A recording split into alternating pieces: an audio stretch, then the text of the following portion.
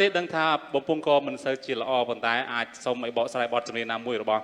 លោកខេមរៈសេរីមុនអីបានទេបានទេបានអូខេណាសុំខ្លីទេមកបទណាដែលស្រែកកាន់តែភាសាណាចាអរគុណនេះខ្ញុំរាប់ជូនចាមួយស្រែកថ្ងៃស្រែកតិចមិនថ្មីទេបងប្អូនយើងដឹងថានេះចាសំចេញ